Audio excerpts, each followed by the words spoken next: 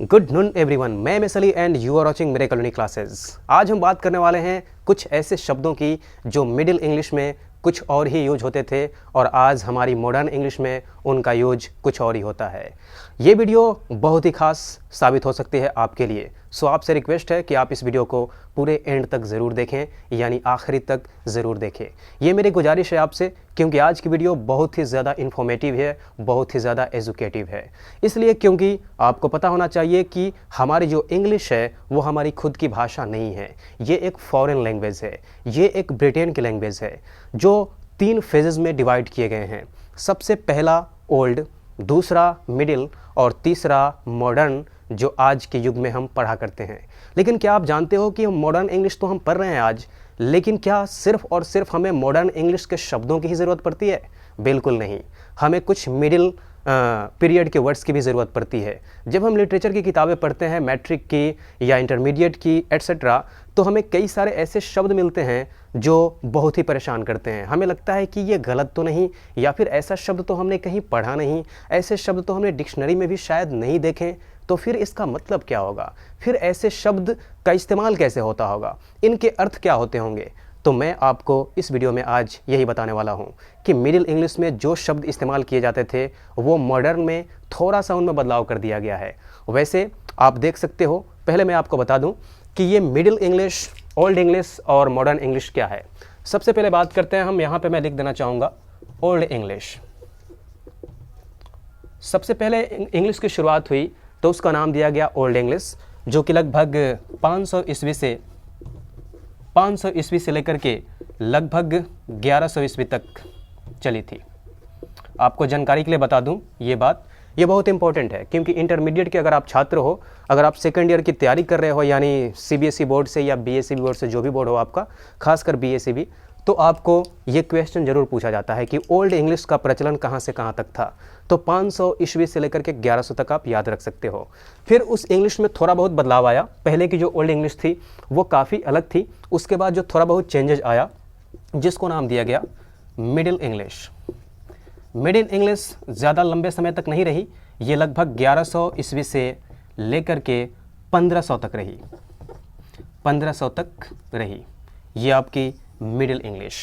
और इस middle English को भी बनाया गया मॉडर्न इंग्लिश। और ये कब से बना, मैं आपको बता दूं कि 1500 ईस्वी के बाद से लेकर के, यानी यूं कहें तो 1600 ईस्वी, ठीक है, 1600 ईस्वी से लेकर के आज तक, यानी आज तक, टिल टुडे लिख देता हूं मैं, आज तक जो इंग्लिश हम पढ़ रहे हैं वो हमारी मॉडर्न इंग्लिश है। तो फिर कहोगे कि सर आपको मिडिल इंग्लिश वाले शब्दों की क्यों ज़रूरत पड़ गई, आप ये क्यों बताना चाहते हो? मैं इसलिए बताना चाहता हूँ क्योंकि आज भी आप किताबें पढ़ोगे, आज भी आप लिटरेचर के बुक्स पढ़ोगे, खासकर पोएम्स पढ़ोगे, पोएट्री पढ़ोगे, तो आपको मिडिल इंग्लिश वाले बहुत सारे शब्द मिल सकते हैं जो आपको बहुत ही ज़्यादा कन्फ्यूज करेंगे और आपको उनकी हिंदी भी पता नहीं रहेगी। बस थोड़ा सा फ़र्क है स्पेलिंग का, कुछ लेटर्स को इधर उधर घुमा फिरा करके उसको मॉडर्न का नाम दिया गया, जबकि मिडिल में उनका यूज कुछ इस प्रकार होता था। चलिए देखते हैं। सबसे पहला है GOE। पहले गो का इस्तेमाल GOE ऐसे किया जाता था, गो, GOE, लेकिन मॉडर्न में इसको सिंपली GO बना दिया गया। THEE, दी, योर के स्थान पे आता था पहले, लेकिन आज हम मॉडर्न इंग्लिश में इसको योर बोलते हैं, यानी तुम्हारा, तुम्हारी, तुम्हारे। पहले मिडिल इंग्लिश में उसको दी बोला जाता था। ओके, नेक्स्ट THINE, दाइन, यानी ये जो पॉजेसिव प्रोनाउन योर्स होता है ना, योर्स, आवर्स एट्सेट्रा, तो पहले योर्स के स्थान पे दाइन चलता था। आज भी आपको किताबों में कहीं कहीं नज़र आ जाएंगी, लिटरेचर की बुक आप पढ़ोगे तो दाइन के बदले में आज हम योर्स का यूज़ करते हैं। नेक्स्ट है मी, MEE, आज हम सिर्फ ME का यूज़ करते हैं, do you like me, do you love me etcetera, लेकिन पहले के इंग्लिश में वो MEE हुआ करता था, जिसमें से एक ई को हटा दिया गया। नेक्स्ट है HEE, और आज हम इसका यूज करते हैं HE, है ना, कमाल की जानकारी।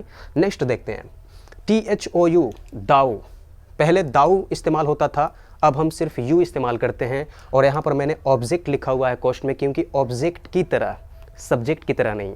तो पहले ऑब्जेक्ट की तरह तुम्हें, तुझे, इस सेंस में हम दाऊ का इस्तेमाल करते थे। नेक्स्ट वर्ड है BEE, जिसको आज हमने BE बना दिया है।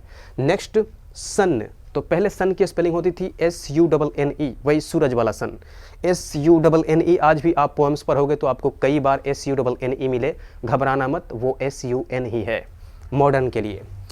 FITTER, फिटर, जो कि मॉडर्न इंग्लिश में बना दिया गया बेटर, तो बेटर के लिए पहले फिटर का इस्तेमाल होता था। नेक्स्ट वर्ड की बात करें WEE, जिसमें से एक ई को हटा करके WEV कर दिया गया।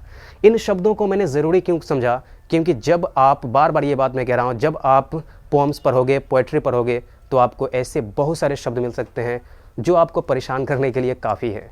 मैंने इसे ज़रूरी समझा इसलिए आपको बताया, और ये जो 3 चीज़ें मैंने बताई हैं ये आपका 1 या 2 नंबर क्लियर कर सकता है, क्योंकि अक्सर एवरी ईयर एग्जामिनेशन में इससे क्वेश्चन आते हैं कि ओल्ड इंग्लिश, मिडिल इंग्लिश और फिर ये हमारे मॉडर्न इंग्लिश का जो पीरियड है, जो युग काल है, वो कब से कब तक रहा था। अक्सर ये क्वेश्चन पूछे जाते हैं। आपको ये वर्ड्स कैसे लगे कमेंट बॉक्स में बताना ना भूलना, और अच्छी लगी हो वीडियो तो शेयर ज़रूर करना। बाकी चीज़ें आपकी मर्ज़ी पर डिपेंड करता है। मिलते हैं नेक्स्ट वीडियो में, तब तक के लिए बाय बाय, टेक केयर।